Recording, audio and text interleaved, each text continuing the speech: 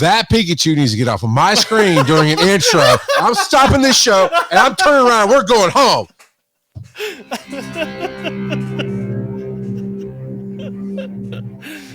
Oh, Charles.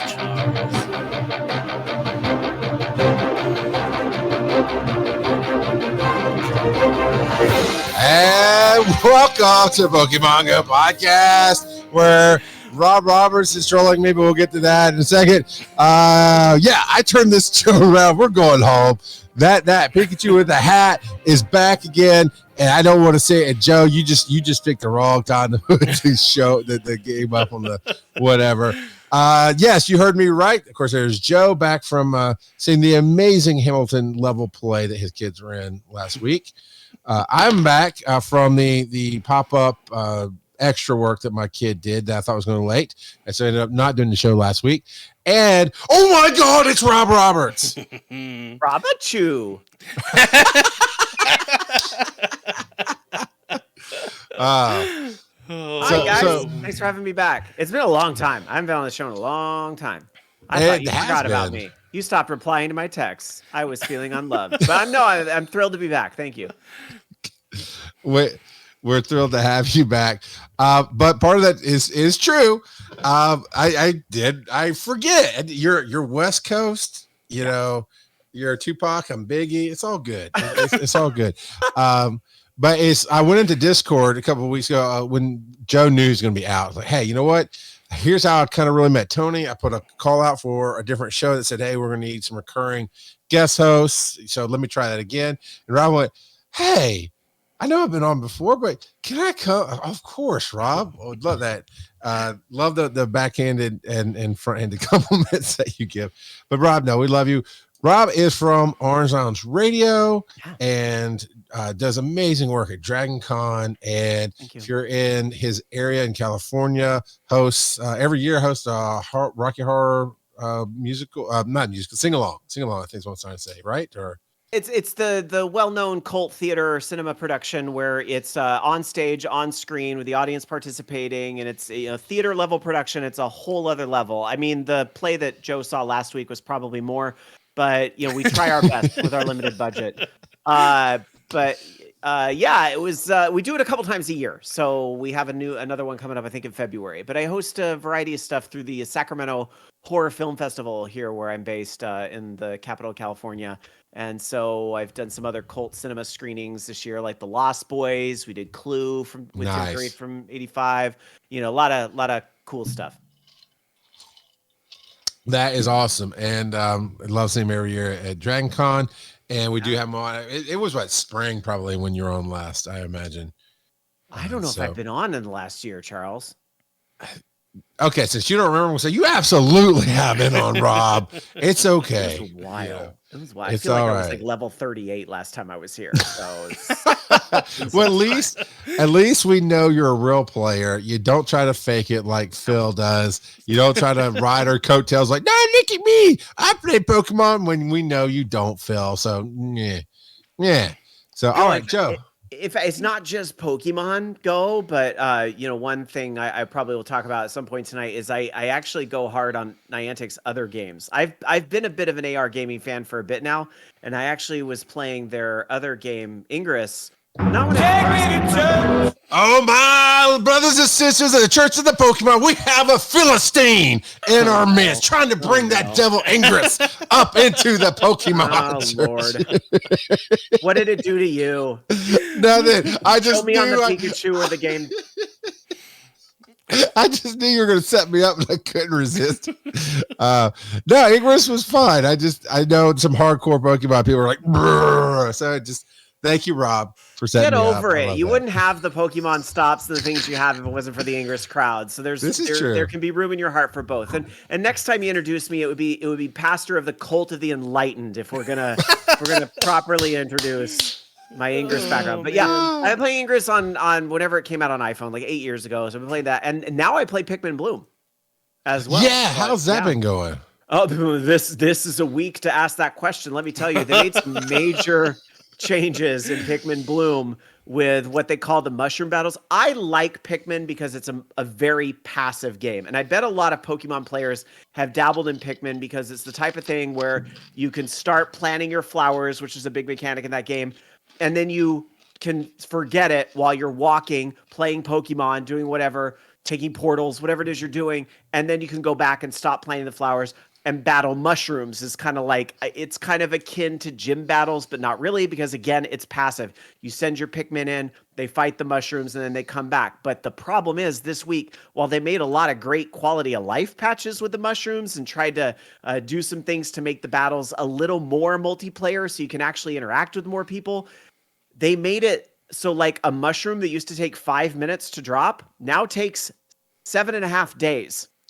So like wow. the balancing is not right. Yeah. So there, and I know why they did it, because they're trying to look at the long game in Pikmin, as people are like, I think there's only 100 levels in Pikmin.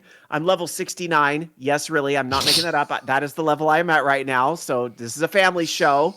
Hold That's it. right. All right. But that is the level I'm at.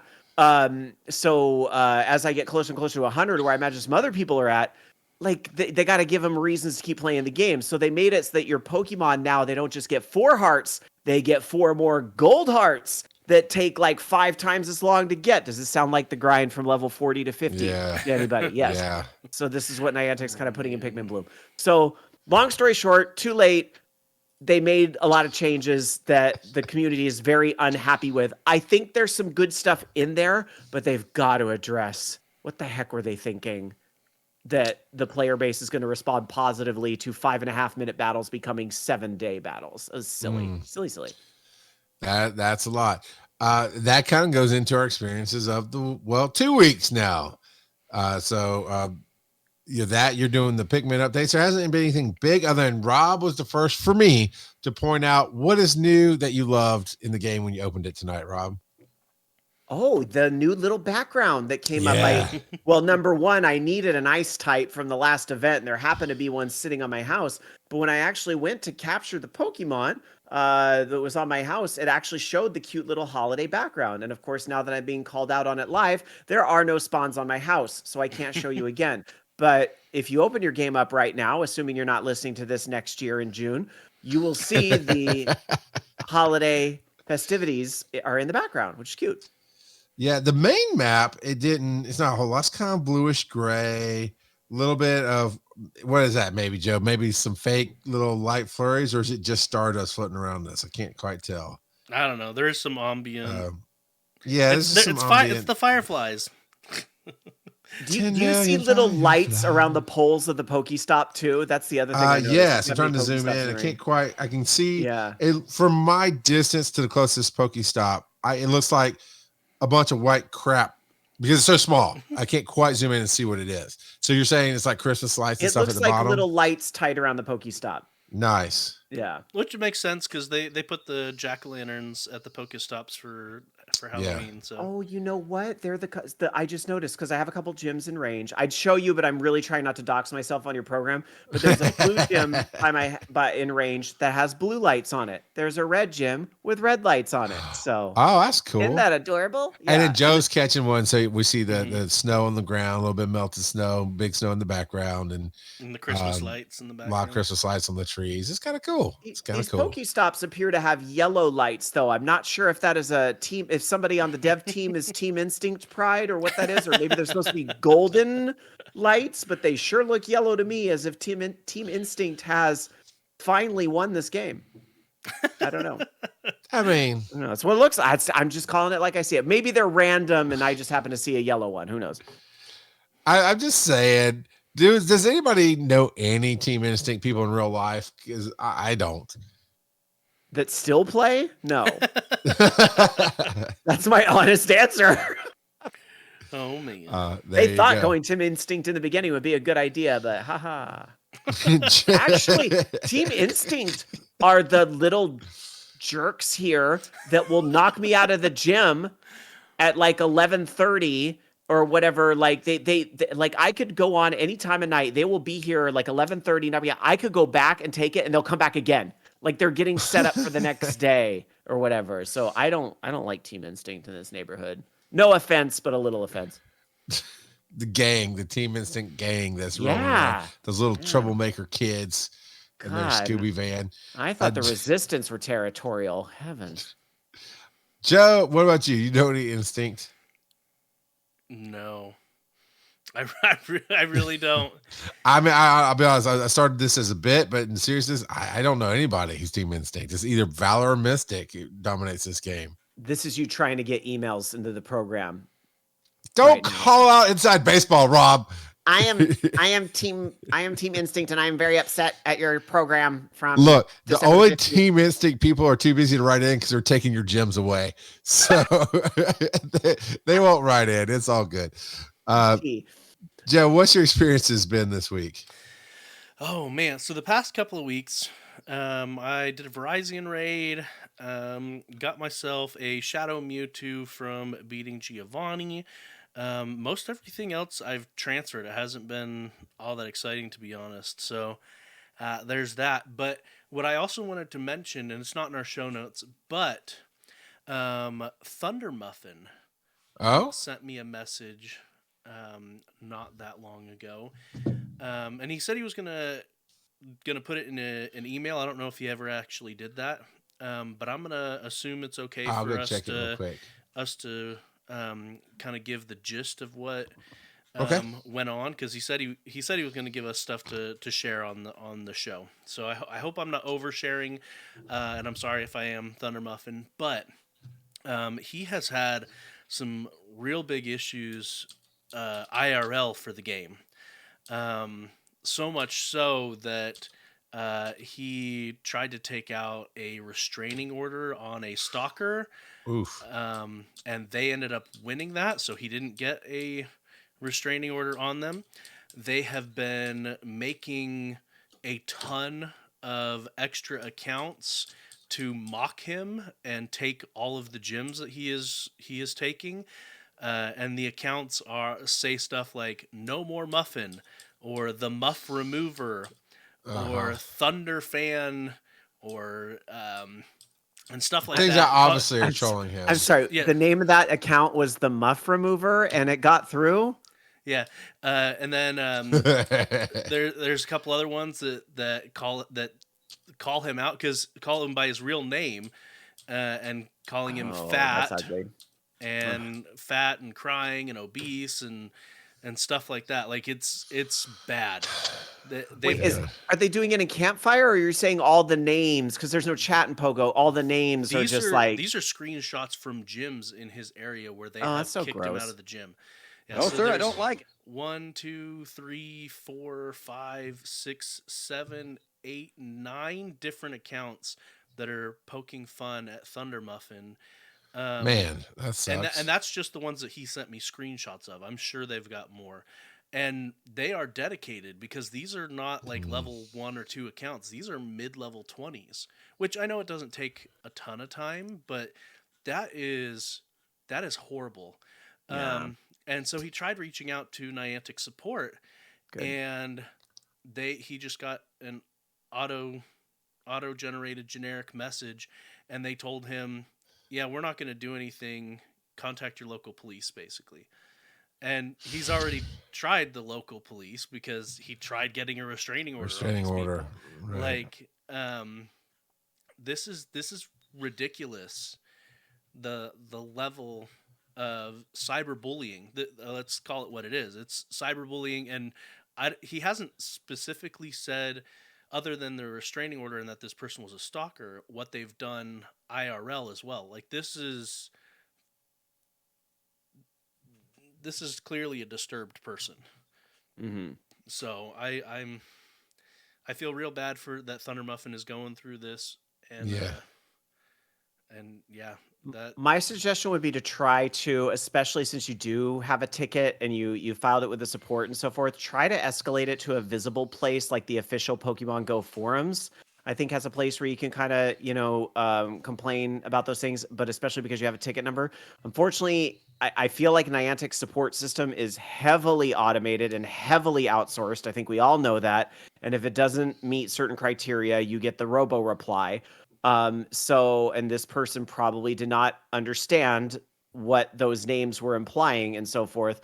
So I really would suggest try to, if you haven't already, and I'm not saying it's going to work, but just because unfortunately stalking and gross issues are things that we deal with in Ingress, which is a very player versus player based game, and it gets really ugly there sometimes, unfortunately.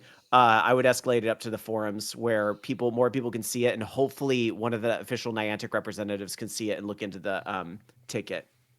And there you'd actually have more room to add all the screenshots and everything else, where a ticket may cut you off at a certain amount of uploads or whatever. One of your chatters here in the chat says, let's reach out to the task force members. Is that like the Niantic, or Ingress has a version of that, like the Vanguard? Are those like the community support people? No, not at all.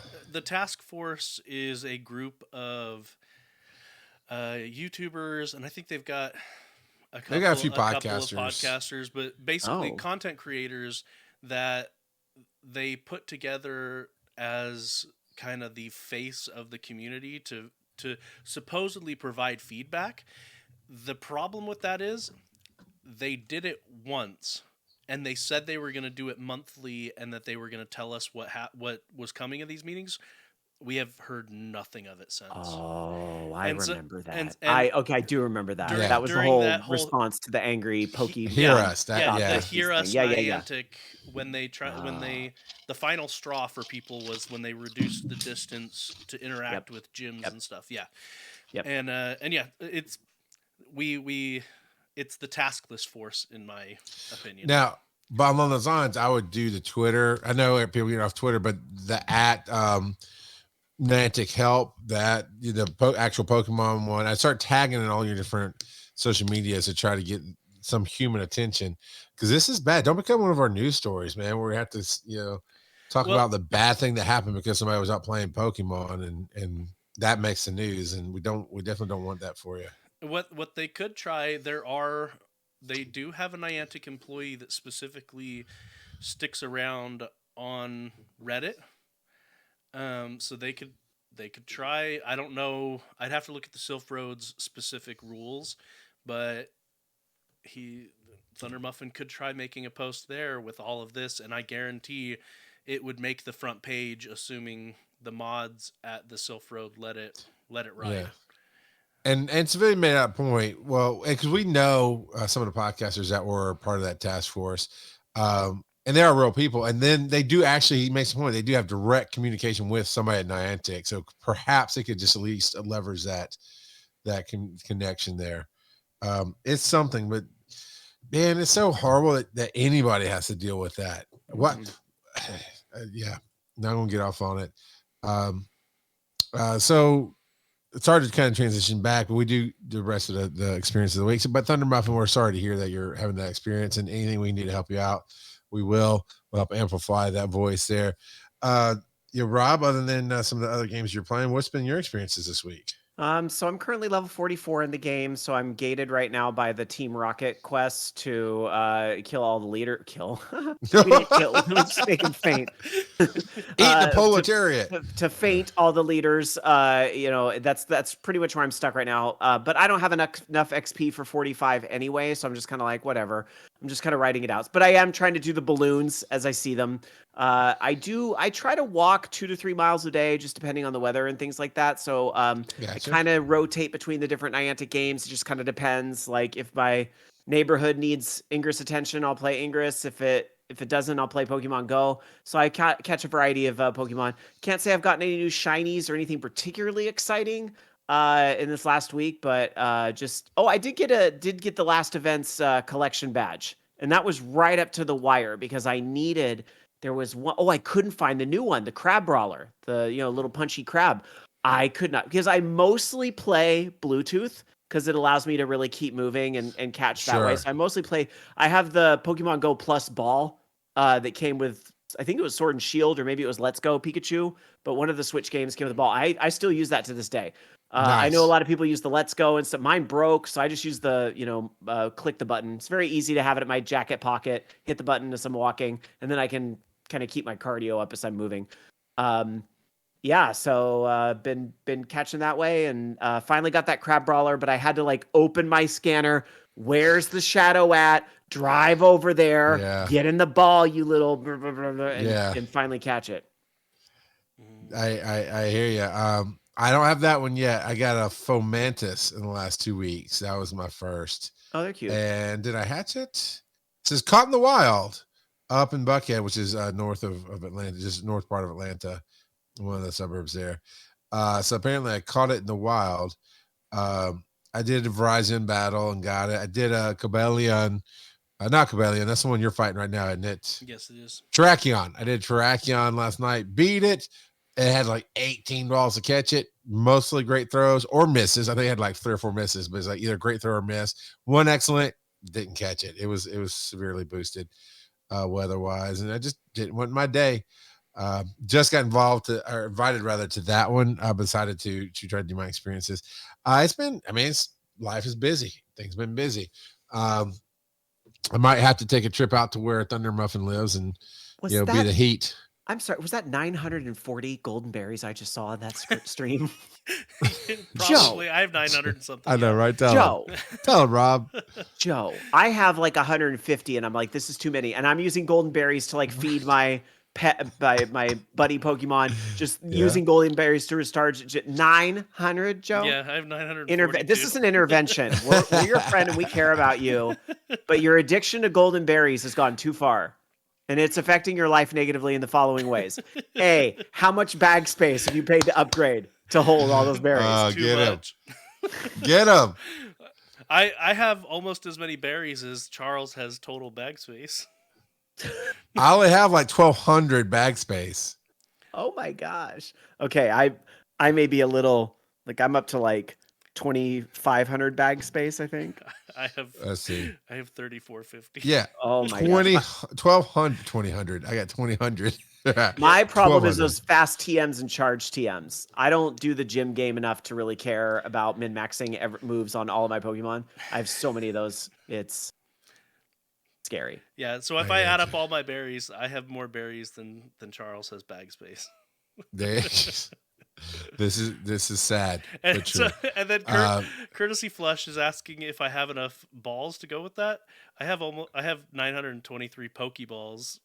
Yes, is the answer. Wow. Yes, you add up all the balls together, and yes, he does. I have more. I have more Pokeballs than Charles has bag space as well. Yes.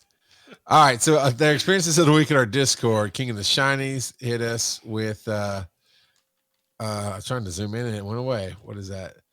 A hundo snakehead, man. I cannot remember that stupid name. It's an attack form Deoxys, maybe. Did you go back far enough? Because we got to go back. Yeah. No, it's the 4th. I started on the 3rd because the 1st was the last show we did. Okay. So I started on the 3rd. So I think it's attack form Deoxys. Giratina. It's one of the forms of speed form or something like that. But he's got a number of those shinies: NK, Cubone, Pumpkaboo, Shuppet.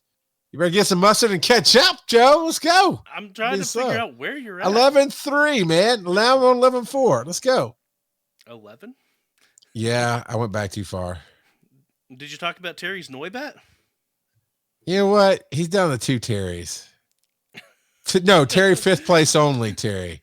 No. I did go to the November, not December. I apologize. But so there's Terry's. Way back. Terry's 5th place only, shiny Noibat. So, Rob, just so you know, I'm really mad at Terry because he shared his rap with us. And, of course, as you know, on these apps, it'll tell you not just music, but your podcast. Mm-hmm. Out of the podcasts that he listened to, we ranked, thank you for rubbing it in, number 5. We ranked number 5 after 2 other Pokemon podcasts. Oh. We treat him so much better. That's not right, Terry. It's not right, Terry. What do they have that you don't have? I'm trying to look at the list there. I see one of these shows says something UK. Is it accents? Is it the accents? Is that what they have? Maybe they just talk. Terry, did longer. They buy you a pizza dinner in Chicago? No, they did not. No, they did not. Terry. Maybe they used the Orange Lounge radio trick and made their shows 3 hours long, so you have more. Yeah, to more listen to. minutes that you have to more watch. time. Yeah. Yeah.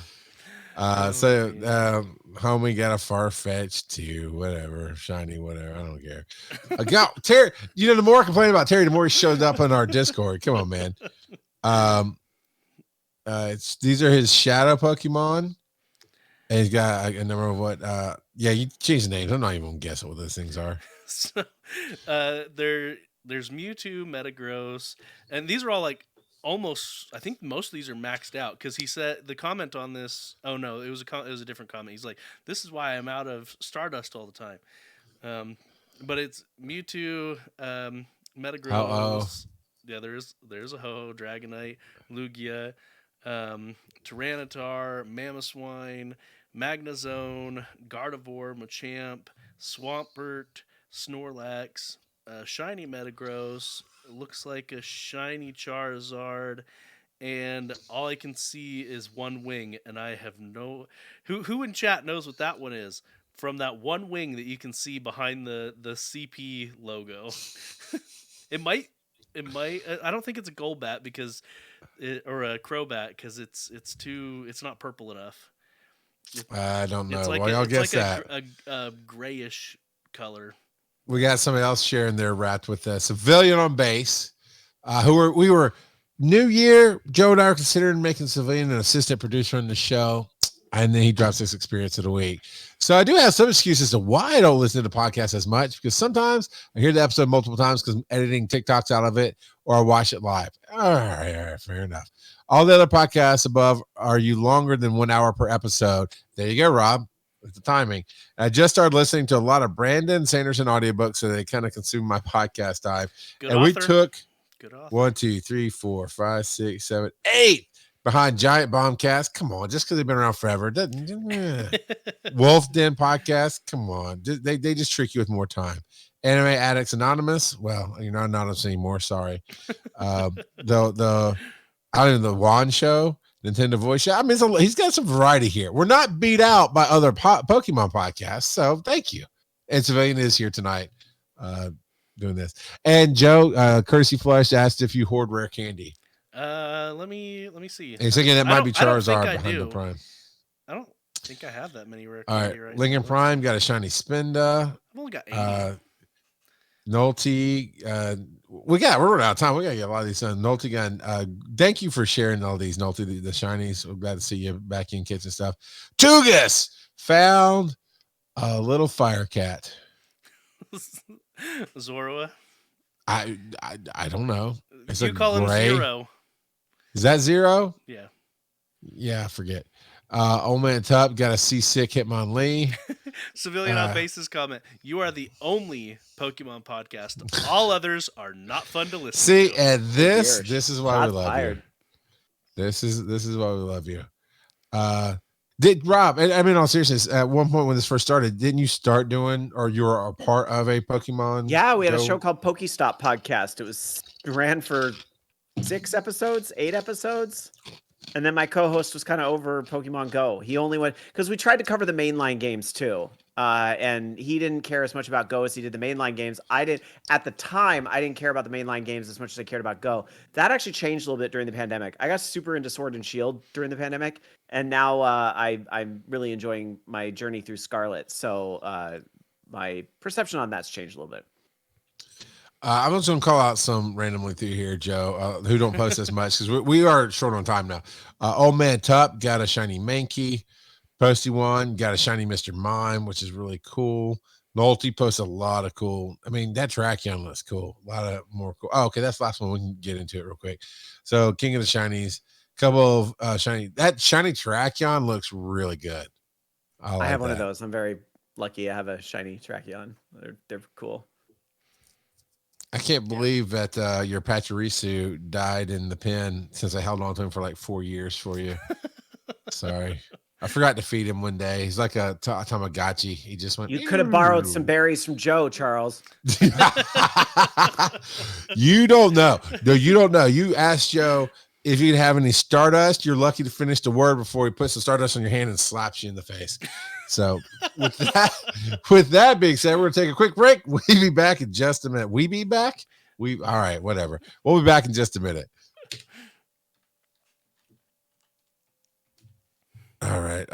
We're just gonna jump right back in. Let me find some music here. Sometimes we'll do extra little bits, but I'd like to get to the topics and hear more of your input there. Oh, you know what? The audio coming in, it is going to be Dennis, and then we can kind of come out of that and talk about it. So here comes that. We'll go ahead and run that. Hey everybody, it's Dennis, the world's most okayest DM, here with another little segment. This one's not necessarily specific to PvP, and for a first, I'm going to try and keep it as short as humanly possible. For the event that's out right now, there are really only 2 tasks that you need to worry about. First is catch 5 different species of Pokemon and hope that you get Spheal. Spheal is one of the best PvP Pokemon in any of the leagues. The other one that you really want to focus on is catch 7 Ice-type Pokemon. Not so much for the Seal, but more so for the Shelter. Shelters, and this goes for any research task, if it's a Shelter or a Delibird or any of that stuff, they have a Stardust boost permanently to that particular Pokemon, so you want to basically complete the quest and then run away. So you can keep that quest for later, essentially. So then you can stack up to 100 of them. So you just throw a berry on it and then run away, and then just stack up to 100. And then when you're doing a community day where it's like 2 or 3 times Stardust, boom, you catch all these Pokemon and you get an absolute crap ton of Stardust. So for the event tasks, those are the only 2 that you really should worry about because the rest of them don't really matter for anything. As far as regular catching tasks, again, the only one you need to really worry about is catch 5 Pokemon. Again, Spheal is in there. Spheal is great for PvP. Swinub is a great PvE Pokemon. And then Shelter's in there again. So if you get the Shelter, remember to run away, save that thing for later. Next up is Battle in Go Battle League. Swinub or Spheal, same thing I already said before. Miscellaneous tasks, there are a few pretty good ones in here, like evolve a Pokemon and get an Eevee, and you can also get some Ralts. But hatch 2 eggs will get you a Beldum. Beldum is pretty fantastic, has a Mega coming out soon. Hatch an egg is okay because Mantine is in there, although I don't think you can get the PvP IVs necessary to have a good Mantine. Buddy friendship tasks, this is where you can really get some bang for your buck. Send 5 gifts and add a sticker to each. Save as many of those as you can because those are Delibirds, and Delibird gets you 500 dust per catch, so save those up. Those are really the only tasks you need to worry about during this event or even during this month of December in general. As far as wild encounters that you're going to find out in the wild, Swinub, good for the same reason I said before. Delibird, 500 dust, catch as many of those as you can. Snorunt, also very good for PvP, so you might want to get that one. Spheal, already covered it. Snover is pretty okay for PvP, but also, has a Mega. Aeolin Vulpix is also good if you can get it with a good IV because Fairy Ice is really great, especially right now. There's a whole big flying thing going on in PvP, so you want to get, as many good PvP ones as that as possible. So anyways, that is all I have for you this time around. If I forget to submit something next week, happy holidays to everybody. And if you would like, you can go check out my stuff over at either Botched, a D&D podcast on all your podcatchers, if you're into more adult-themed content in terms of like jokes and whatnot. Or I also write horror comics about the world's first werewolf, which you can actually pre-order book 2 over on hiveheadstudios.com. Oh, and happy holidays, Charles and Joe. Especially Charles. He is my chief exposure officer, after all. As I'm literally wearing the jersey and pimping the comic book as he's saying it, I'm doing my job, Dennis. I am the chief exposure officer. And I'm wearing my Lycan jersey tonight, which is the comic book that Dennis wrote, which is really, really good. And he's got book 2 in the production now, and he's working on book 3. So I know Joe and I are not PvPers, but getting that extra Stardust, that stacking. Rob, are you a PvP kind of guy? Any of those PvP. tips? So that was I cannot stand PvP. So that was fascinating. Actually, like legit, I was like, oh, that's really interesting. And some of the strategies in that, especially with hoarding the Stardust and using them for community days, that's pretty clever. I could always use more Stardust. I may not play PvP, but that's actually one reason I was 43 for forever because, you have to get I think it's like 60 battles in the Battle League to level up. It's like 20 in each version. And I really I refused to do it. I was like, I'm not doing this. I'm not playing. So it wasn't until finally one day I was like, you know what, Alan, give me your phone. Getting this taken care of right now. Over and over. Yep, I fought him over and over. I won the battles I needed to win. Just Did it over and over and over. Just See, said, go watch a movie. I'm still I'll level be busy. 43 because I haven't done the fighting. And your wife has an account. You could just. Well, it's going to sound really bad. You could just battle her account. I could just beat up my wife. Thanks. Yeah. No, she doesn't even have Pokemon Go installed on her phone right now. So that doesn't mean you can't reinstall it with a couple of taps. True. Yeah. There you go. I that whole run away and save, throw a berry and save it. I was like, that just seems complicated. So now are you gonna go 100 times and catch 100 different whatever it was that you're supposed to run away with just to get 2,000 Stardust? Is throwing berries complicated for you, Charles? Because if you need practice, Joe has some you could borrow. No, it's just stacking them to then later on down the line. Remember, you left them in the back of the freezer over the last 6 months to pull them out to then spend Community Day to catch 100 Pokemon. That's my thing. That's the only reason I think it's a brilliant strategy, but I could not hold on to do something on Community Day because when Community Day comes around, I want to be catching Pokemon. I don't want to be sitting there going through the 100 Pokemon I had in my bag, That's the only issue I would have with it. And I've heard that strategy before. I'm good to get a 7-day streak. If I get a 7-day streak in this game, I haven't really been on the ball. So if Community Day comes, if I even open it up, I'm not gonna catch 100 Pokemon just to get. I mean, that's a lot of Stardust. I mean, I see Joe just being quiet, like, I'll take Stardust. I'll take the Stardust. No, it's okay. I was gonna say, can you do me a favor right now, Charles? Sure. Open up your shop and buy the Explorer box if you haven't already. I don't like buying boxes. No, this is literally one of the best boxes they've had in 6 months. Okay, it is 5 super incubators and 5 egg incubators for 375 coin. That's really good. Yep. Thank you for that. I saw that in chat. I was like, what's so good about it? I brought it up. Whoa, okay. Since Cavill left, I cannot throw a coin to the Witcher. It's not going to happen, man. I got I don't know. Okay, let me run this past you. I got 37 coin right now. I'd have to buy another 10 pack, but I use it mostly for remote raids. But I mean, you're not wrong. That's solid. That's solid. That's 10 incubators. I'll consider it. Well, let's put it this way. If you buy them single, one super incubator is 200 coins. So if you buy 2, it's already more expensive than just buying the box. Or if it's about the same if you buy 1 super and 1 egg incubator. Yeah.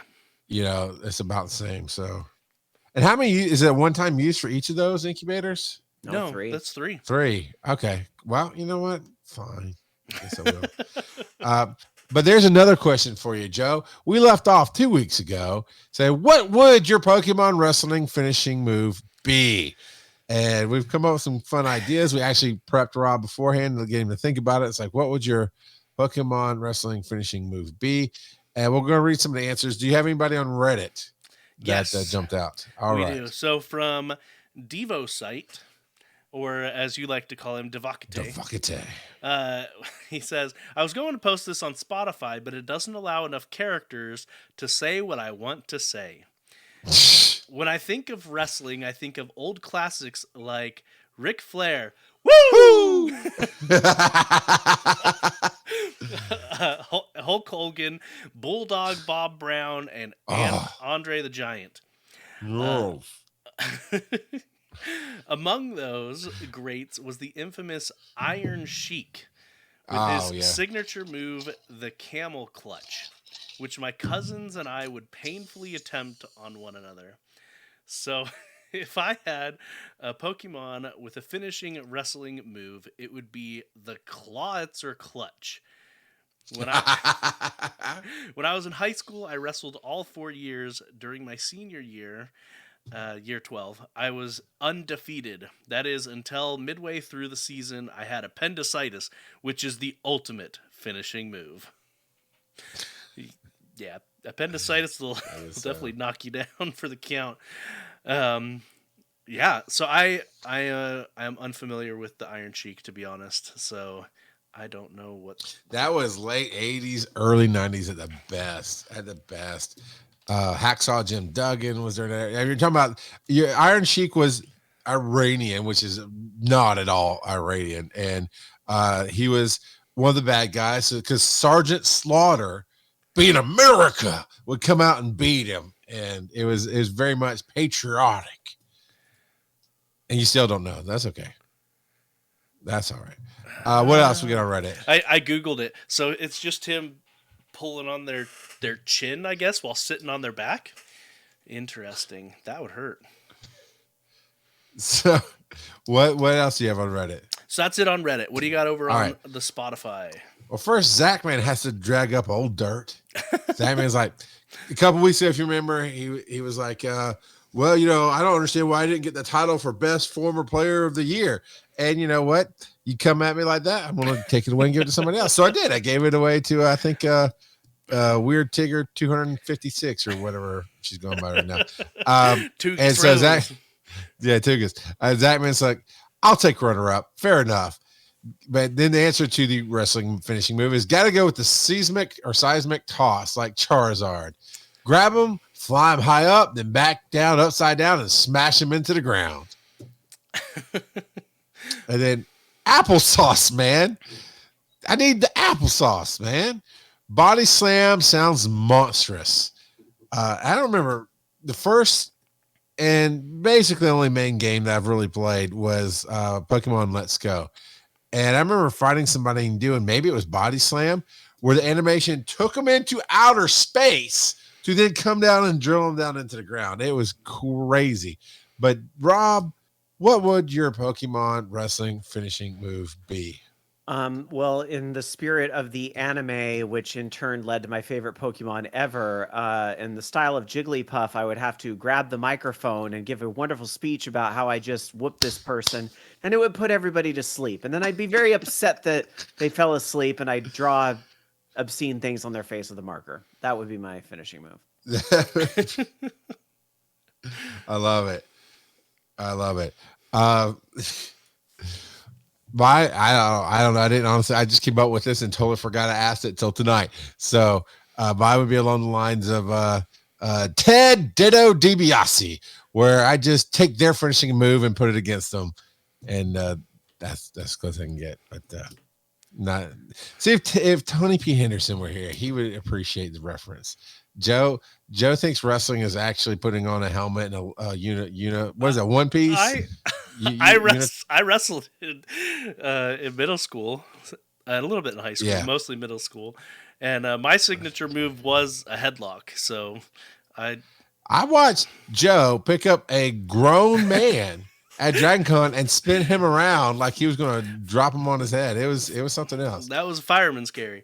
So, but yeah, all right, let's see. Yeah, no, when I was in middle school, I held I'm sure someone's beaten it by now, but I held the school record of pinning a guy in 11 seconds with a headlock. So nice. Wow. That was a very short match. So the question for 2 weeks. 2 weeks will be the last episode of the calendar year. And I think, Joe, we should put out what's your favorite memory from the game this year? What's your favorite Pokemon Go moment? Or even Pokemon Go podcast moment. But, whichever you pick would be fine. We'd love to hear from you. What's your favorite Pokemon moment? So here's some headlines wrapping up the year. December 22 Community Day. Previously featured Pokemon from 22 and 21. That's 2022 and 2021. Community Day returns. So essentially every Community Day ever, because they've been stacking. So when you say from 2021, well, that really had 2020 and 2021, which 2020 had 2019 and 20. Yeah, they just kind of. But they're not counting. They're not counting the December ones in those. All right. So, Rob, do you like these big year-end Community Days? Actually, yeah, I think they're a great idea. I'm a little perturbed at this one in particular because they cut down the time. I don't know if you noticed. It's only 2 to 5 this year, which doesn't work for me on Sundays when I have a internet radio program I've been doing for 20 years on Sunday nights. So that I'm a little heated about that. I wish it was running the full, because I want to say last year they did the 6-hour window on both days. Yeah, up until about 4 months ago, Community Days were 6 hours, and then they were like, never mind, we're done with that. I even feel like December's in previous years went longer because it was the end of the year. And it's, it's a lot more. Yeah, it should be. So I'm a little sad that it's not the bigger window, but I'll still go out and play, assuming it's not raining. That's the only other kind of bummer about December. Like the worst month as far as like weather. Maybe January is worse, but the worst month as far as like cold, snow, So- those types of things. I will say there is a little snippet here that said, and I'm sure that it's at severely reduced rates because that's just how Niantic is. But it says outside of these times, any of the featured Pokemon may appear from 9 a.m. to 9 p.m. either Saturday or Sunday. I still feel like they're probably Yeah. nerfing the shiny rates during that time, which is Oh, what I God. Oh yeah. I had Nerfing the COVID rates. during one of the Wait. days. I don't remember which one I missed. I think was P-Dub this year. I think that was the one I missed. So I don't have any shinies of that at all. So And now most of the event bonuses are only during the event, but the one additional special trade can be made for a maximum of 2 per day. And the trades made during the event will require 50% less Stardust. Actually will be active from 9 a.m. to 9 p.m. local time there. why so you not can all day? What happens between 9 p.m. and 9 a.m.? Do the Pokemon get a nap? Like what? Why do they get to sleep? Like why do they have to turn it off at night? It's weird. look. The dirty little secret is that they're all elves and they have to go back and build our toys, Rob. We're just Oh, getting that them makes for a so little much bit. sense. Thank you. Yeah, they're double booked. It's like a Dragon Con panel. They're having to run from one to another. Rob. Been They there. they have to go and plant some flowers for you in Pikmin. So Good. You caught. No, you're listening. Thank you. hey, I could listen for a good 30 seconds and retain it for the show. And after that, I'm like, so do you play Pokemon, Rob? I forget. Okay. Ursaluna is coming back though. We talked about if you missed the event, which I did, I got a bunch of more Teddy Ursas, but forgot to evolve to Ursaluna during the first event. Evolving Ursa Ring into Teddy Ursa, evolving Ursa Ring during a special full moon to get an Ursaluna that knows high horsepower for the charge attack. The full moon will be in the sky from 2 p.m. on Saturday, December 17th to 6 a.m. on Sunday, December 18th, and from 2 p.m. on 18th to 9 p.m. on Sunday, December 18th.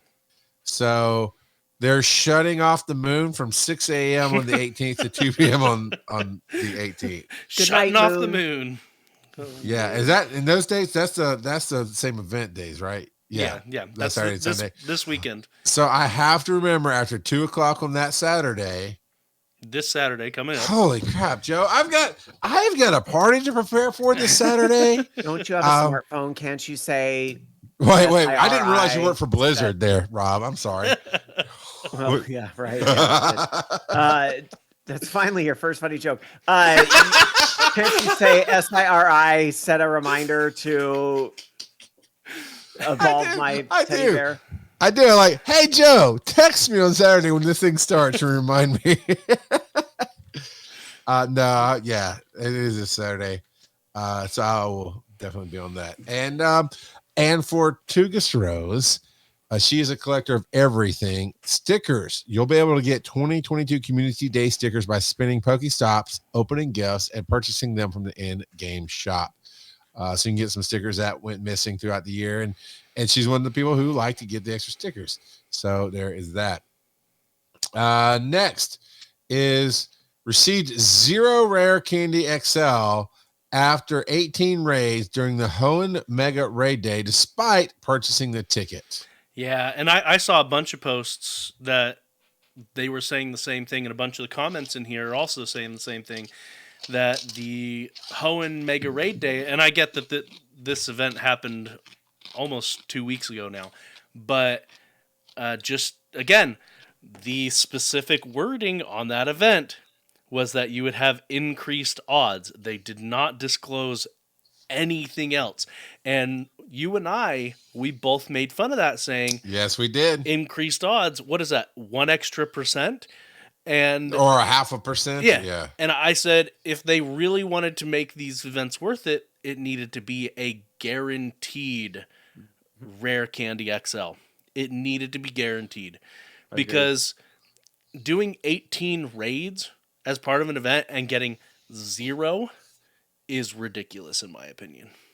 And it takes like 250 of those XL candies to get a Pokemon up to level 50. Like, for real, you did 18 raids. Is 18 candy XL going to break the bank for those things. Like maybe you'll get to level it one more level with 18 of those candies because each one's 10, right? So like just give them the candy, Niantic. Give them the candy. Why so stingy with the fruit? Exactly. Yeah. What'd you call me? If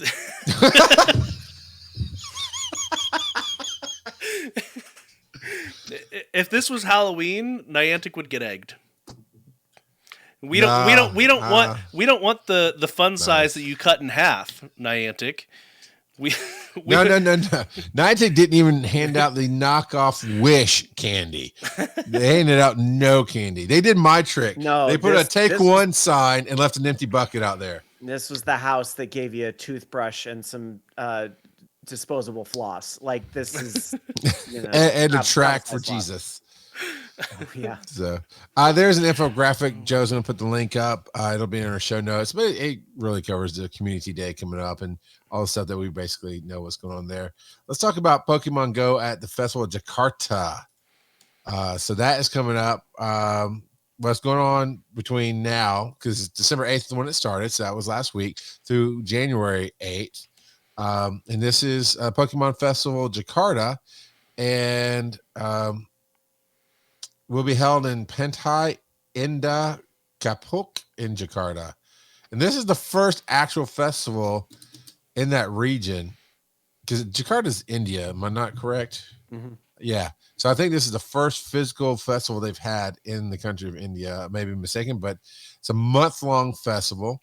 And sorry, it's Indonesia, not India. I'm sorry. Thank you. I knew it was South somewhere Asia, in the region. So Pan-Asia. Yeah, what is that called? South Asia. Remember, they just added some language support for Indonesia, right? as well. And so now it's a good catch up. But they hate this new country because here's your field research. It's the party hats. It's all party hat crap. Party hat Pikachu, party hat Charmander, party hat Bulbasaur, party hat Squirtle. And as I go on my rant, I gotta imagine Rob's probably going, I love party hats. I don't know. I think there's the dumbest thing in the game. They just clog up the inventory. But I will give credit for this. I mean, if the game it's probably getting more players in Indonesia, especially if it's limited language. There's probably a lot of people that missed the opportunity for these. So let the people in Indonesia have their party hats. Enjoy. Charles is going on record saying no parties in Indonesia. None. Hey, look, Rob, if I invite you to the super secret ultra cool kids club after Dragon Con barbecue. Yes. And you bring a party hat. Yes, you go to the dollar store and bring cheap cardboard party hats. Okay. I'm just going to be disappointed. And that's what I am when they bring them in the game. Wait, you're saying if I show up at your party, you're going to be disappointed? Is that what you said? You know what, Joe? It's time to move on.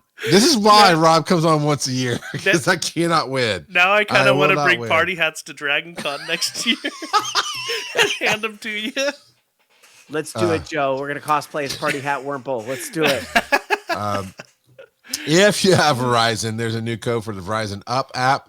It's redeemable until the end of the year. You'll get 10 raspberries, 2 super incubators. That's good. 10 red balls and 1 lucky egg.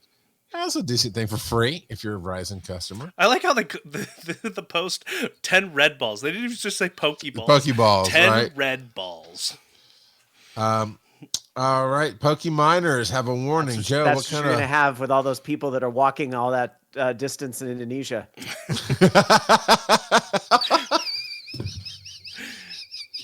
Joe, what's the Rob, you're killing me.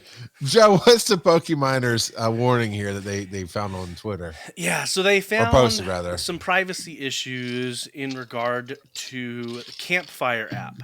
So in the Campfire app, there is a thing that you can select that says only me, so that it theoretically you would think that when you share stuff on there, like screenshots and whatnot, you are the only one that would see it.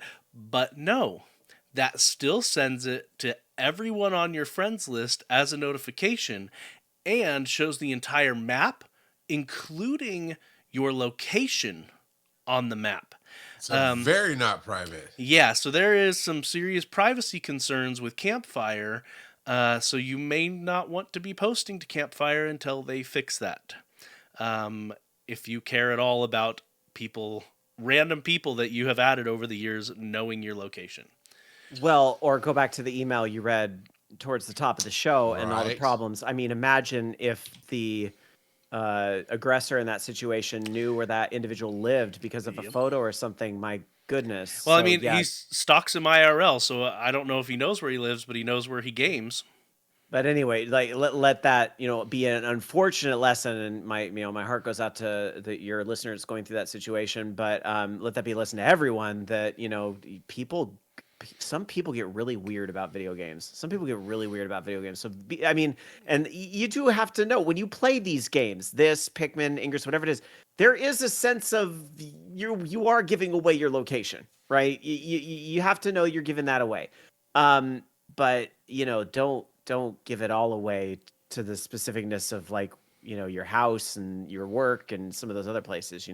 At least you feel like you have control when the games are up. If you don't like, Right. you don't want them to track you anymore, shut it off, right? But with these pictures, you could give away sensitive info real quick. Yeah, and there's reasons to be concerned about it. I mean, even Rob didn't want to show his local map on his game just because he didn't necessarily want to let somebody figure out how to find right where he is, which I get. I mean, and people do that all the time. Now, after following up that post, Pokemoners is actually, as a group, backing off the game. I kind of scanned through this. The short version is it's just really in this second paragraph here. Niantic, basically we have grown increasingly more upset with the game and Niantic in recent weeks and months. 3 admins partners of Pokemoners have become more and more estranged from the game over the last month, in particular due to Niantic's handling of this game we used to love so much. So they go into detail about how they're going to be, what really, really bothers them, why they do what they do to help dig out the codes and let us know what's going on. And that basically they're just going to be dialing back as much as what they do, and they're still going to keep the community. And I can tell you, and Rob, tell me if you think I'm wrong here, that You're wrong. when you've all right, Bobby, let me finish. Basically, when you've built a community like this and you're very, very active and you're trying to keep the community going, but you're pulling back from what really kind of put it together, that more than likely, at least for Pokemon Go, I think this group is going to go away. Yeah, they're taking a huge step back, and they talk about how many hours and days that it takes for each APK mine, and it's not for the faint of heart. And they continuously throughout this post talk in the past tense. We loved this game. We enjoyed this game, and then they talk about how upset they are with the game. And I feel that's justified, and anyone who's been listening to our podcast, especially these last few months, knows that we are not happy with all of the very clear money grabs that Niantic has been doing lately. And instead of doing quality of life changes, they've been doing anti-quality of life changes. And it's, to be honest, all 3 people that play Pikmin Bloom are ready to join you on that one because very much showing what's going on there. So yeah, and we've said this over and over and over again. They view these games merely like, this is the impression I get, and I guarantee that everyone's going to agree with me here, that they view these games only as a source of revenue for their AR research and their AR development. Well, and they've got two more games on the horizon we were supposed to see this year, but I guess that's probably not going to happen at this point. There's the NBA game, and there's the Peridot is both coming this year. I don't think it's Peridot like the gem. I think it's called Peridot. Their original IP that both those were supposed to be out this year. I know they're testing in some countries. People have those games, but they're not out here. But it's interesting that Niantic has also canceled games, right? Yes, they have. Catan, Transformers. Not, and of course, Wizards Unite was out and then not out. That I think that was more of a port key games, less Niantic. But anyway, I don't want to get too far in the weeds with that. But also remember, this game's been out 6.5 years, and think about where your life was at 6.5 years ago, and how much you've probably changed in that amount of time. I think it's perfectly reasonable that maybe Pokemoners are just at a different place in their lives than where they Sure. were when they started the site. And maybe this kind of gave them the reason they needed. And I'm not saying their concerns aren't valid, because Lord knows I have a very up and down relationship with Niantic as well. Very, very, very down some days, but some days pretty up. Like, when I go to live Ingress events, I really have a good time. But sometimes we're really, really down. And so, this probably was just the excuse to do what they kind of were thinking they needed to do anyway. That is fair. Joe and I, at one point, we're looking for an excuse to either stay in the game or pull out. And then what would we do differently? Because we have a decent community. We had our own style, and ultimately we just kind of leaned into Joe and I like to hang out and talk to each other versus focus on the game. Go ahead, Joe. You need to rephrase that. We don't have a decent community that listens to us. We have an amazing. I have a decent community. Joe just tags along. No, the community that we built up around this podcast is fantastic. Yeah, pure and simple. And see what the data miners are doing. I just feel it. I feel like, you burned it. Fair enough. I mean, honestly, hearing the story about Thunder Muffin, who's somebody we know. I believe I've met Thunder Muffin in real life, but even if we met him. We met him in Chicago. Yeah, I thought so. Yeah. So we know this person, and to hear that somebody is doing this negative thing, it makes me want to quit the game. They're like, come on, Thunder, let's go find something else to do. These guys they're trash. Let's move on. And that's not anything to do with the game, but there are different reasons to do things like that. And I get it. And that's the thing too, Rob. The game itself has changed a lot, but it has not done the same amount of change in 6 years as we have as human beings, I think. Good point. And it's say it after me. It's okay to Pokemon Go play something else for a few weeks. It is okay. People ask, how do I juggle all these Niantic games? And I've played stuff like Orna, Munzie. Like, if it's AR related, I've played it. I played Garfield Go, for heaven's sake, for like 30 minutes before I was like, this is garbage. But anyway, my point is, I definitely go through the ebb and flows with the games. And there will be times where my local community in Ingress makes fun of me because every 3 months I find a reason to rage quit. And then a few weeks go by, and I'm like, all right, I'll try again. Here we go. I'm on it. So, and the same thing happens with Pokemon Go and everything else. And sometimes that mental reset is like enough. And then when you come back, it's like, oh, this stuff kind of changed. I kind of like where they're going with this and all this good stuff. Yeah. And I see Civilian on Base in chat says, Orna, yeah, that was a fun one. I fell out of that one too. But I bet that's one of those games where, like, if I went back, because I know they've changed a lot in that universe, if I went back to that one, I'd probably fall down that rabbit hole hard for a few months, and my Pokemon Go play would suffer. But that's okay. It's okay to play some different stuff once in a while. It is, and as you work on communities, you got to find either a way to pivot or to sunset it.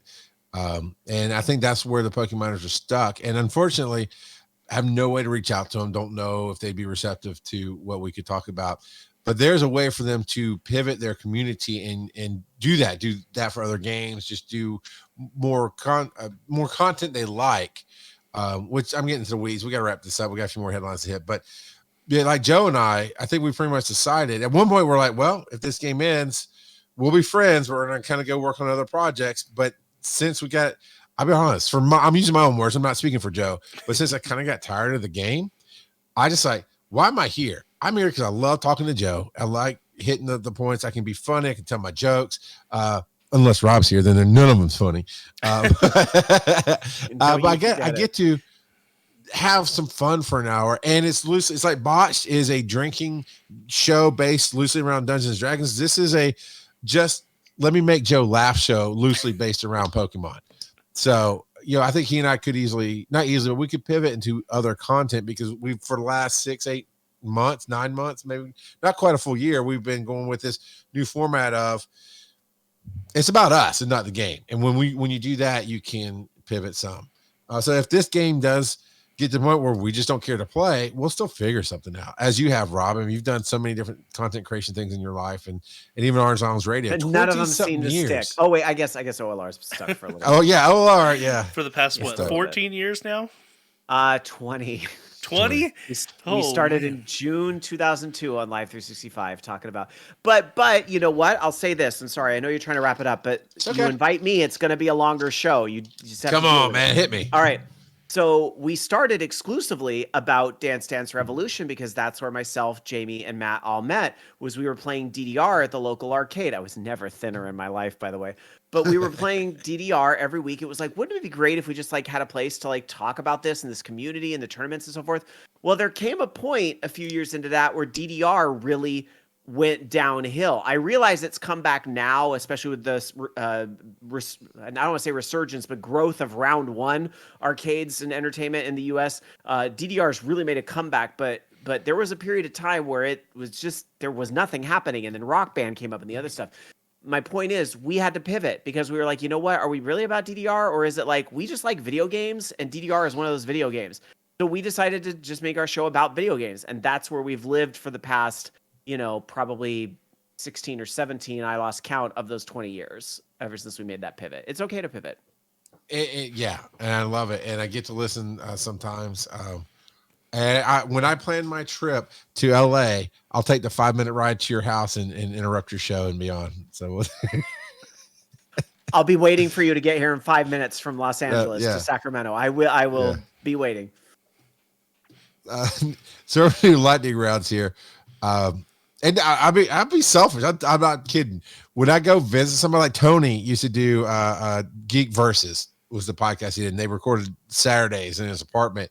And I was like, he said, yeah, you should come down and hang out sometime. I'm like, I want to come on a Saturday. He said, well, no, we do the podcast. I'm like, then I don't want to come and hang out. Because I do want to hang out, but I want to come be a part of your show too. So I would love to crash your show if I'm ever out in California. You can always say no. I don't know where you live. We've been taping it virtually since 2020, but that's all right. Okay, now it's a whole bit. Now I want to come to California, be nowhere near you, and like I'm here at the Starbucks you told me to come to, Rob. He's like, yeah, cool, good. You just stay there, buddy. We're in good. LA, I'll be there in 5 minutes. All right, do lightning round. New Pokemon sizes have been discovered, and basically it's extra small and extra large Pokemon. What the coolness is, though, you will actually see a size difference on the screen, and I've noticed some of that already. I think it's pretty cool. I noticed, Joe, I told you a couple weeks ago, I noticed on your little nearby bar at the bottom, if it's a high flyer, they actually were sticking out of the top of the bar. So it's just cool little graphic updates. So Pokemon Go is saying in the year 2022, size matters. That is, it seems like we're going backwards with the correctness here. Niantic has now become size queens. So we're going to celebrate that season with Shiny Bergmite, Mega Galil, and more. That Mega Galil looks really good. I know that's not the art from the game, but that looks really good. Galil, Hassenpfeffer Incorporated. I don't know. Galele. All right. Yeah, thank you, Joe. And that's basically the end of that story. And there's timed research. Just another money grab. Yay. Yeah. I mean, there is God, they could just do so much better. You can also buy a Santa costume. Yay! Santa baby. You could buy some stickers. Yeah. Screw you, Niantic. I don't want to buy your stuff. Except that language, Joe. Except that box that I bought earlier today. Yeah. The one that you got me to put more money into the game for to get that box. I got that with coins that I got from the gym. From working out. I got it from patreon.com/Pokemon GO Podcast. If you support the show, we play more in the game with you. That's actually true. I use any money I get from that show basically to buy raid passes so I can raid with people. That's essentially where that goes.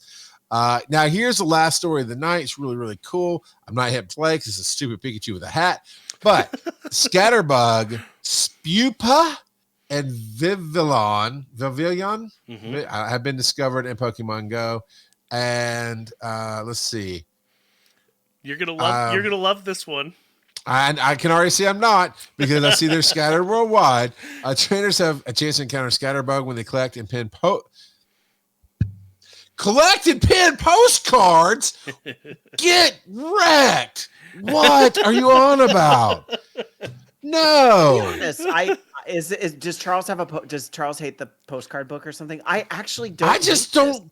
I hate. It's not the postcards. It's not the postcard book. It's when a game adds all this extra crap to distract you from the fact that there's not a whole lot of game to play.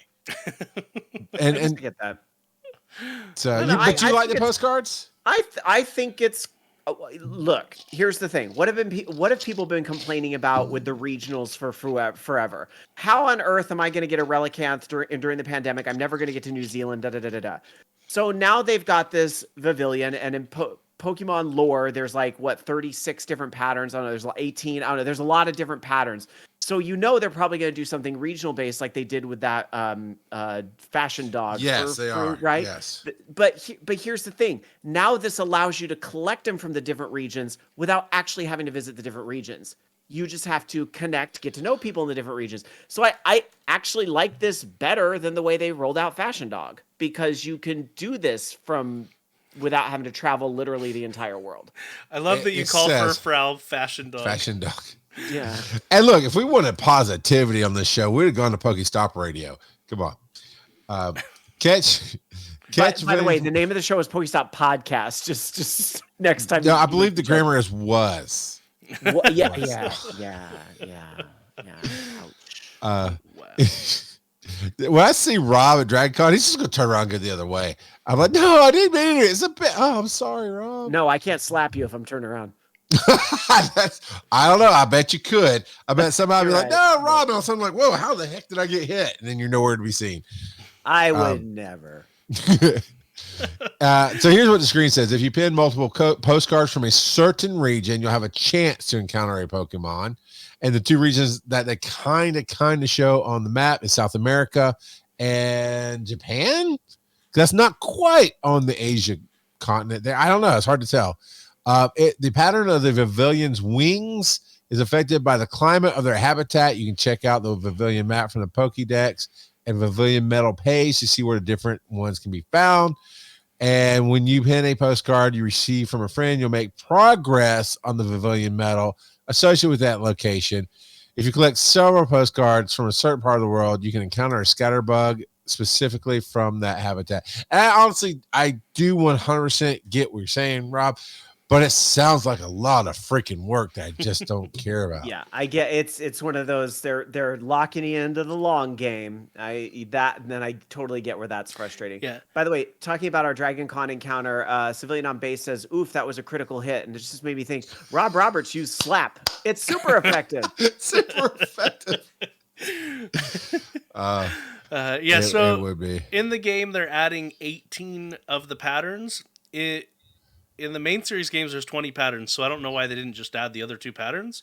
But they're adding 18. They're waiting for 2 new countries. Yeah, right. You notice Russia is very blanked out. They put a map here where all the different ones are found. There's you don't find butterflies in Russia. I mean, as far as I know, they're still locking the game out in Russia. None of Niantic's games are. Look, the ocean has one and not Russia. Yeah, since the Russian government cares about Pokemon. Well, I mean, it's not just Russia; it's China as well, and some other. No, they've got China marked here as getting one of the Let's see, the monsoon version. I thought my guess is the missing 2 will show up at live events like Pokemon Go Fest or. Because they put up special Pokestops during those events, so you probably get a postcard from one of those, and that's how you're going to get 19 and 20. OldManTup has a clarification here. Apparently, in the main series game, some of the patterns were exclusive to giveaways and not regional. Good insight. So maybe we will get those as part of events, and they're just saving on to them. Yeah, events that you pay for. Yeah, right. I will say, if you can contact me, right, you can maybe find me on Discord. Well, if you're in our Discord, of course, just hit me up. If you're around the world, I'd be more than happy to send you gifts. I'll give you a postcard so you can earn the modern one, because that's the area that Joe and I both are in, is the one that southeast region of the U.S. where modern is. Rob Roberts would be the High Plains. He would be that, yeah, more than likely. So I'll be more than happy to send you postcards so that you can collect. Nolte, just anybody. You hit me up. If you Why can do they find call me. it the High Plains? Is that because this is all the states that legalized green? But it's orange. Otherwise, Colorado that'd and be the High really Plains? Niantic is finally recognizing Team Green. Now, here's something else I'm noticing: is Polar is in a bunch of different areas. Yeah. Right. There's some overlaps. Like Sun is in Central America, but I noticed it was also in Madagascar and also in Australia. I see jungle in a couple places. I see Panama and high plains. Madagascar are just going to have to learn to share. But it looks like modern is only Atlanta, Southern U.S. man. We're Only modern. Atlanta. Only Atlanta, baby. Only in Atlanta. That's right. All of you are in the past. We are the modern people. Aren't you having to share with Florida? Yeah. Look, That's what we it looks don't like. we don't mention that too much. I'm just saying. You don't have to argue. I'll move out to live with you, Rob. It's fine. I'll sleep on your The couch. old people in Florida are modern. But yeah, so anyway, go get your Vivillon. Your villains. Your villains. Vivillons. Send Charles all your postcards so he can get the Vivillon. He's not going to pin the postcards. I know. He'll go through it. He'll be like, I forgot to pin the postcard. Probably. Look, everybody has a role to play. If I can't be drunk uncle, I gotta be grumpy uncle. So, thank you, Rob. But no, seriously, thank you, Rob, for being on. We got one more thing to do. Would you care to ask Joe what time it is? We got time for it.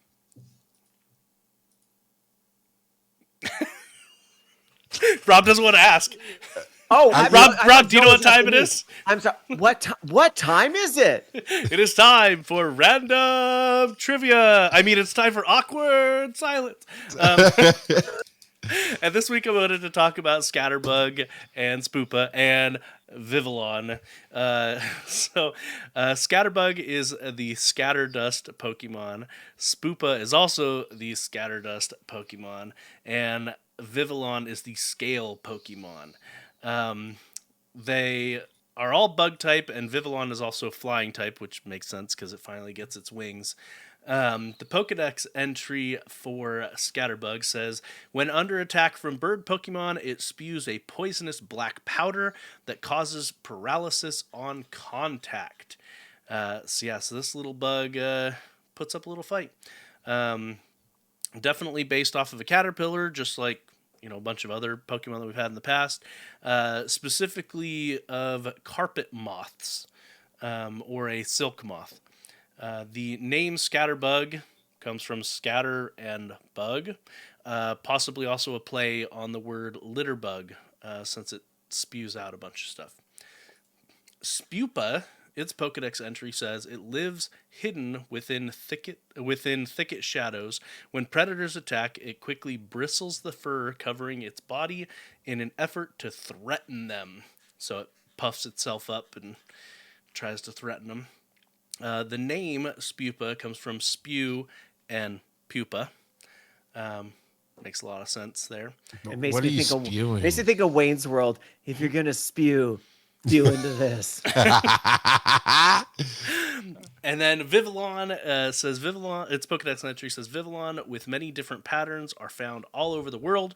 These patterns are affected by the climate of their habitat, which is exactly what Niantic said as well. Like we mentioned, there are 20 patterns total, 18 that are coming to Pokemon Go, and thanks to OldManTup, we know that the other 2 patterns are from giveaways.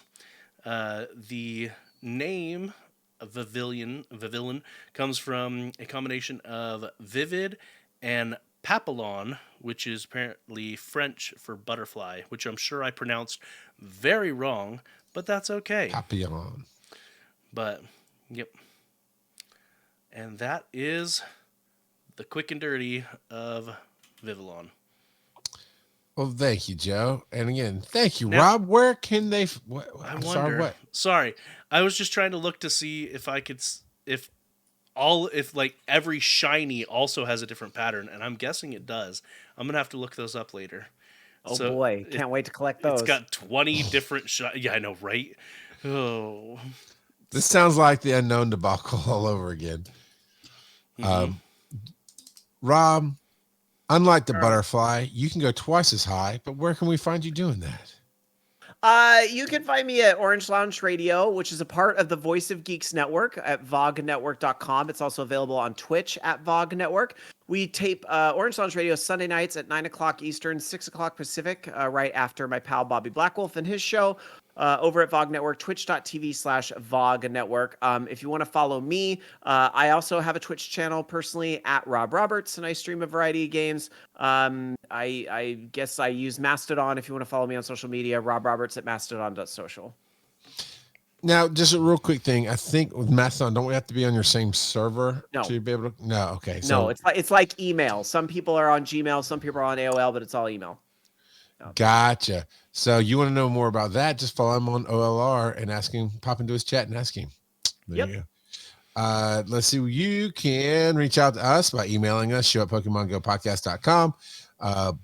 Leave that speak pipe. Look, you got 2 weeks. Now, next week, everybody's going to be doing their holidays and stuff, right? So in 2 weeks, we're going to be doing the final episode of the year, and we'd love to have everybody come on and talk to us. Joe, I've got to get some of those rough drafts over to Tony and see if we can polish them for us. It's like a Christmas present to us. Leave us a speak pipe. Charles loves speak pipes. Absolutely loves them. I do. And it makes him very sad when we go so many weeks without any. It does. Rob, we ask a question a week each week, and you can answer it by listening to the show on Spotify and answering right there in the app, or of course you go to reddit.com/r/Pokemon Go Podcast. But we went like 3 weeks without a voicemail. So the question of the week was, why do you hate us? And we literally put that out. I was like, why do you hate us? Give me a voice message. But yeah, we'd love to have that speak pipe. Go PokemonGoPodcast.com. Any device that touches internet, which is like everything nowadays, but also has a microphone, you can leave up to a 90-second voicemail, and we'd love to hear it. We talked about Reddit. Twitter is at Pokemon Go Pod. Joe, do you get notifications on that? Because I'm really not on Twitter. I know a lot of people are leaving Twitter. It never hooked me, so I'm just not on it all that much. I don't get notifications for it, but I do occasionally check it. We should probably go in and have it. If you want to scream into the void, tag Pokemon Go Pod on Twitter. Yeah. If you tag my personal one, I check that quite a bit. So I check. I really don't. I just really don't get on Twitter all that much. YouTube is Pokemon Go Podcast. TikTok's at Pokemon Go Podcast. You can find the videos, and soon to possibly junior assistant producer to the producer of the East West Coast. Totally get that right. Is Civilian on bass, and he's been doing a number of videos. He says, as everybody does, lots of life going on right now, but he's got some ideas, and hopefully we'll and he's still doing more than I ever was doing, because I'm very busy. So Civilian on bass, support Civilian by going over to etsy.com/shop/Muirpack. That's MUIRPAK, where there's really cool stickers. I still need to get a nice little Christmas sticker for Tugus Rose, which is the sticker that was made for me. There's a flower crown hippie Eevee sticker, Rob, that is got the full rainbow fur and the actual hippie dreads, because I call the Eevee with the flower crown the stupid dirty hippie Eevee. So he actually made that sticker for me. It's on my laptop. But I will get one of those for Tugus. Lots of other cool stuff over there. Go check out their shop there, especially if you're into K-pop. Sorry, just shout out to your I love this little Eevee. It's cute. It's a great Eevee. There's some great little Steam Pals there. The Gordon Freeman Half-Life, the Portal one. I mean, it's gonna make me spend a ton of money, but I'll get there. I won't spend a ton of money, but it's cool. And of course, we're here live on Thursday nights, most Thursday nights. It's the end of the year. It gets a little rough for everybody. It gets a little tight, but Thursday nights, 8 p.m. Eastern, twitch.tv/Pokemon Go Podcast, where you can join the likes of, Alice Edra. Little note, Alice Edra's bot followed me over to do, we got the Scarlet version of Violet and Scarlet, Joe, and I did, just a live opening playthrough of that not that long ago on my channel, and Alice Edra showed up. Except I hadn't clicked the little button that said save video, I don't think, or maybe it's my I'm doing some Marvel Midnight Suns, and I think it's clicked now. So the video may or may not be there, but we're trying to get some content because our community asked us to do some of that. So Joe, I'm going to wrap that up in the next few weeks and get it over to you and yours, and you can do some there too. All right, here's here. Drap Snap, Lily Tough, OldManTup. Oh my God, it's Rob Roberts is here, and I'm so happy. Civilian on Base, Squishy to the Twitchy, our favorite bot of all time, is here. And Rob, seriously, thank you for not hesitating to step up. Thank you for being here. Thank you for being a friend, being awesome. Thank you for having me. It's always a good time to be here. I really appreciate it. I'm sorry I made the show long, but 3 people can talk more than 2. This is true. Joe, where can they find you on the web? You can find me on Twitter at Joseph_Ard. What about you, Charles? You know what? I just recently changed my TikTok channel name to That's Easy Advice to Give, because I'm trying to get over my hesitation of why I give advice that I don't always take. And so that's kind of my thing now is it's easy advice to give. It's hard advice to live. And it's at That's Easy Advice to Give on TikTok. So I'm focusing a lot of energy there. Tune in 2 weeks to hear Joe say. Maybe we should just make Rob a permanent show member. Just saying. He's fantastic. The eyes have it.